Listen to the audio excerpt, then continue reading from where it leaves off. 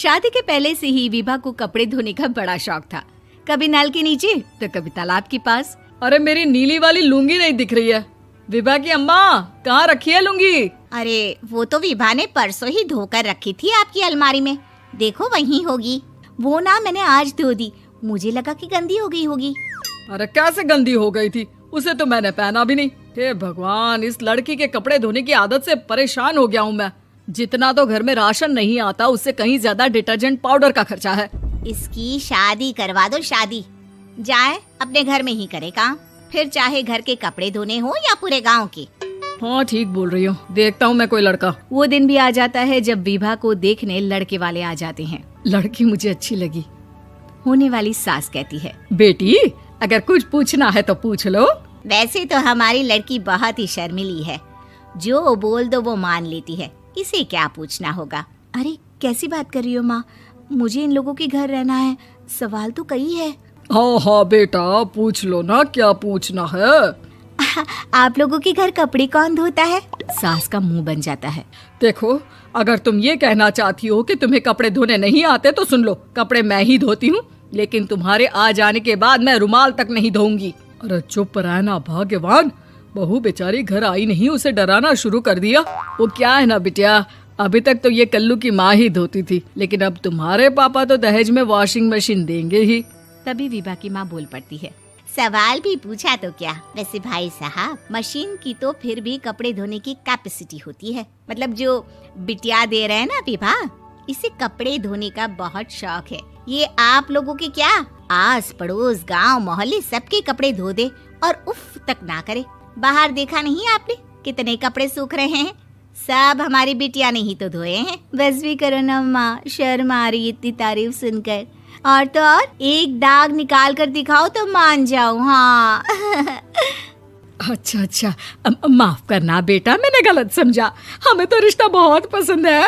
और ऐसे जुड़ जाता है रिश्ता कपड़े धोने का शौक रखने वाली विभा का। उसकी शादी हो जाती है कोयला फैक्ट्री में काम करने वाले कल्लू के साथ। शादी के बाद अचानक विभा चिल्लाती हुई सास के पास आती है। सासू माँ, अरे सासू माँ कहाँ है आप? ये तो धोखा है, धोखा दिया आप लोगों ने मुझे। इसे ससुर के चक्कर के बारे में पता चल गया। अरे तो उसमें तुझे क्यों धोखा मिला है? अरे नल में पानी नहीं आता, कपड़े कैसे कब धुलेंगे? अच्छा, तू पानी नहीं आ रहा उसकी बात कर रही है। तो आपने क्या सोचा?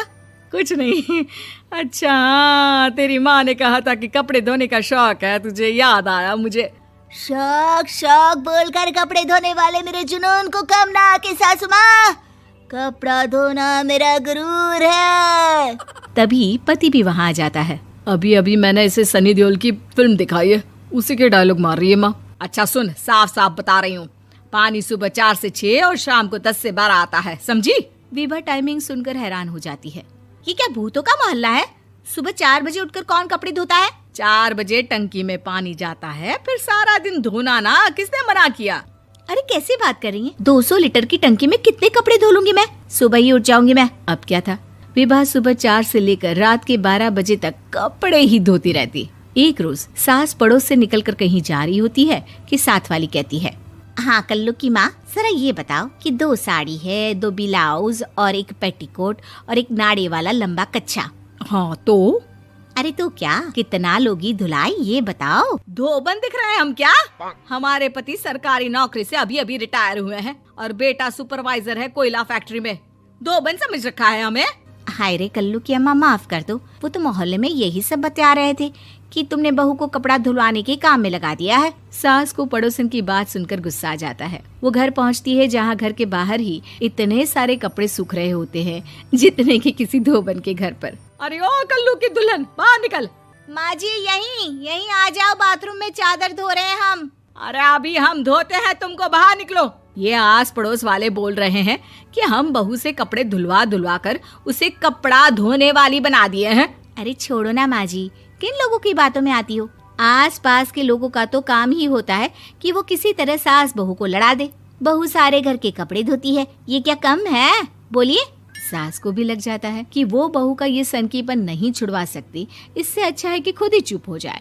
एक रोज सास और बहू मंदिर जाते हैं, जहाँ सास की साड़ी वहाँ खड़ी भीख मांगने वाली से मिलती है। माँ जी क्या बात है, आपकी साड़ी उस भिखारन से कितनी मिल रही है ना? हाँ हाँ देखो तो, दोनों की साड़ी मिल रही है। क्या बात है कल्लू की अम्मा, तुम खुद को तो अफसर की बीवी बताती हो और ऐसी सिंपल सी प्लेन साड़ी पहनकर घूमती हो।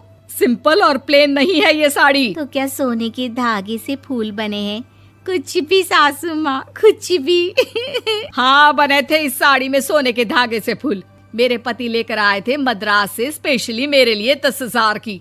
ताहे भाई साहब इस भिखारन के लिए भी सेम टू सेम साड़ी लेकर आए होंगे 10,000 की। सास उस वक्त तो कुछ नहीं कहती, लेकिन बहू के साथ घर आती है और अलमारी से एल्बम निकाल कर लाती है। ये साड़ी देख रही है, ये वही साड़ी है जिसे मैंने अभी पहना था। इस साड़ी में ये जो चमकदार फूल दिख रहे हैं ना, ये सोने के धागों से काटे गए हैं। लेकिन तू लोकल वॉशिंग मशीन ब्रश से घिस घिस कर सारे फूलों को निकाल कर साड़ी प्लेन कर दी। मुझे माफ कर दीजिए सासू माँ। और तो और, जब मैंने तुझे तेरी गलती के लिए कुछ नहीं कहा, लेकिन तूने तो सबके सामने मेरा मजाक ही बना दिया। क्यों? बहू को समझ में आ जाता है कि अब से उसका कपड़े धोना बंद।